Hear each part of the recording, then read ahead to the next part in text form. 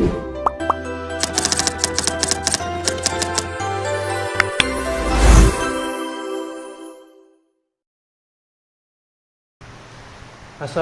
warahmatullahi wabarakatuh. Selamat datang di program obrolan pendidikan, di mana kita akan berbagi cerita inspiratif dari mahasiswa-mahasiswa hebat yang telah menorehkan prestasi gemilangnya.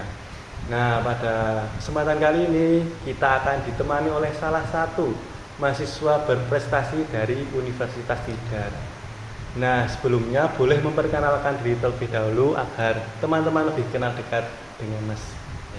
Sebelumnya perkenalkan, namaku Hasan Rizky, aku dari Prodi Peternakan Fakultas Pertanian. Aku dari angkatan 2022. Nah, Mas Hasan kan juara 1 Taekwondo tingkat nasional kejuaraan Indonesia Superliga Virtual Taekwondo Championship jenis Kyorugi yang diselenggarakan kejuaraan Ketua Umum KONI Pusat Cup 2023. Nah, lomba ini kan diselenggarakan secara virtual. Iya. Nah, bagaimana sih teknis pelaksanaannya dan bagaimana kriteria penilaian lomba tersebut? Jadi untuk teknis pelaksanaannya tuh kita semacam nyediain layout buat nanti ngerekam video. Jadi sebelumnya penilaian itu dari kayak video. Nah, terus kita di video itu kita kasih durasi berapa menit, misal 1 menit. Nah, jadi selama 1 menit itu nanti kita ngelakuin gerakan-gerakan kayak jurus-jurusnya gimana gitu. Terus sistem penilaiannya itu tergantung dari bagaimana gerakannya itu kesempurnaan dari gerakannya itu. Oh, jadi seperti freestyle gitu ya? Iya, kurang lebih kayak gitu. Nah, setelah saya cari-cari di media internet sebelumnya itu Taekwondo itu terdapat 2 jenis. Nah, bolehkah disebutkan dan dijelaskan? Jadi di Taekwondo ada 2 jenis. Yang pertama itu ada namanya Kyorugi sama Pomse. Nah, untuk Kyorugi sendiri itu semacam, jadi kita kalau di dalam Taekwondo Kyorugi itu kayak kita bertarung kayak sparring gitu. Di sparring itu nanti kita ya sparring biasa kayak berkelahi biasa, cuman lebih lebih ke tekniknya gimana.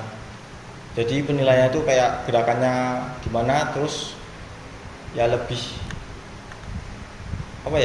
istilahnya lebih ke teknik lah intinya. Tapi kalau yang Pomse itu memang kayak jurus-jurusnya itu gerakannya harus benar-benar tepat, nggak boleh salah sedikit. Jadi kalau salah sedikit ya penilaiannya kurang gitu. Oh, gitu.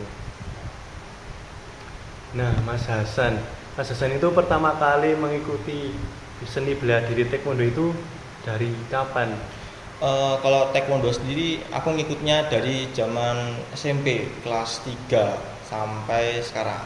Itu SMP di ekstrakurikuler atau di luar? Ya, ekskul. Nah, apa sih yang membuat Mas Hasan tertarik untuk mengikuti bela diri Taekwondo itu?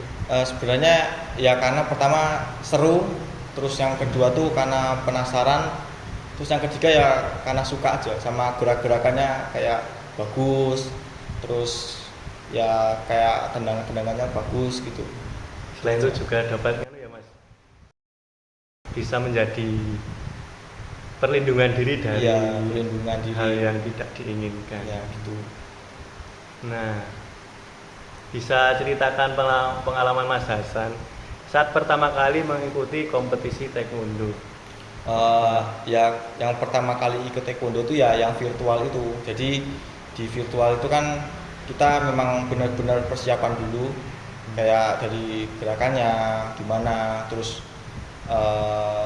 apa aja yang mau digerakkan, di dalam gerakan tuh mau gerakan apa aja, jurus-jurusnya gimana.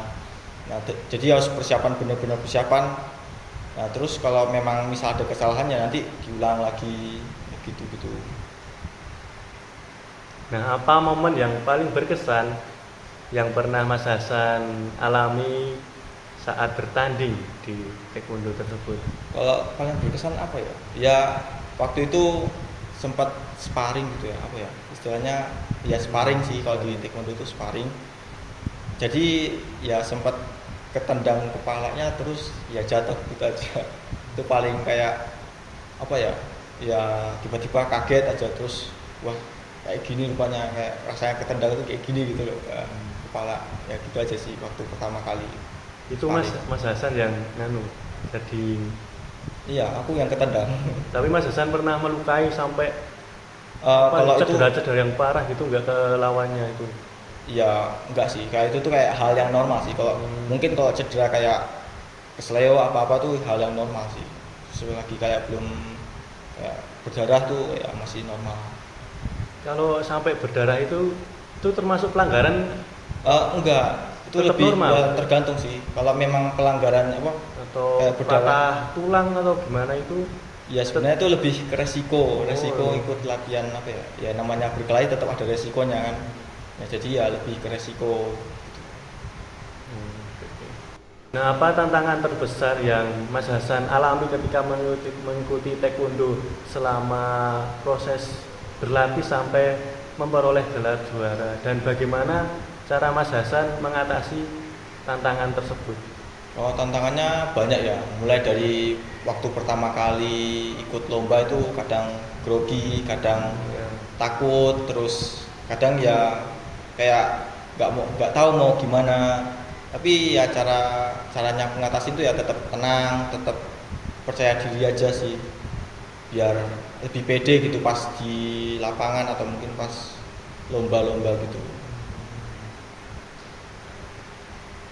Nah, Mas Hasan kan juga saat ini sedang kuliah di Universitas Tidar ya. Ya. Nah, bagaimana Mas Hasan itu menyeimbangkan waktu antara berlatih taekwondo dan tanggung jawab kuliah? Ya jadi kalau bagi-bagi waktu ki tergantung ya, maksudnya tergantung kan, biasanya kalau di Untida sendiri taekwondo tuh seminggu 2 kali. Nah di antara latihan itu kalau misal memang ada tugas dari kuliah yang memang harus diselesain ya sebelum hari latihan itu udah harus, biasanya ada aku kerjain dulu, udah aku cicil-cicil dulu. Terus ya nanti kalau misal memang ada yang perlu diterusin ya mungkin habis latihan bisa diselesain gitu ya, walaupun memang agak sedikit apa ya keteteran gitu ya, tapi tetap apa ya, intinya bagi-bagi waktu tuh ya mungkin masih agak kesulitan gitu. Nah, untuk Mas Hasan, persiapan apa yang harus dipersiapkan menjelang pertandingan taekwondo? Ya kalau mau pertandingan jelas sih ya kayak latihan, sering-sering latihan, terus sering-sering latihan fisik terutama, terus persiapan mental penting, sama ya udah dikontrol emosinya aja gitu. Lebih ke situ. Nah, apa sih? Bolehkah diberi contoh latihan-latihan fisik itu seperti apa?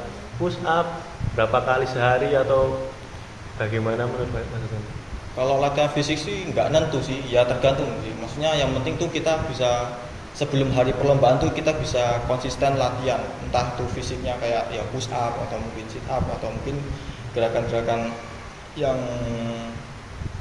jurus-jurus biasa tuh ya yang penting konsisten latihan aja, nggak menentu. Misal sehari 30 menit atau sehari 20 menit nggak menentu, yang penting kita bisa konsisten gitu aja. Nah, selain menjadi juara satu lomba taekwondo tingkat nasional yang tadi disebutkan, apa saja prestasi yang lain yang pernah diraih selama ini? Ya kalau sampai sekarang sih baru 2 ya, yang pertama yang tadi itu yang nasional, virtual yang nasional, terus yang kedua tuh yang kejurkot, kejuaraan kota tahun kemarin. Itu juara berapa Mas yang Juara yang kejurkot itu kebetulan juara 2. itu sama-sama jenis apa, kyorugi? Kyorugi juga. Nah, apa harapan atau rencana Mas Hasan ke depannya dalam dunia taekwondo, baik sebagai atlet maupun mahasiswa? Ya pasti ya semoga bisa meraih banyak prestasi terutama di bidang taekwondo sendiri.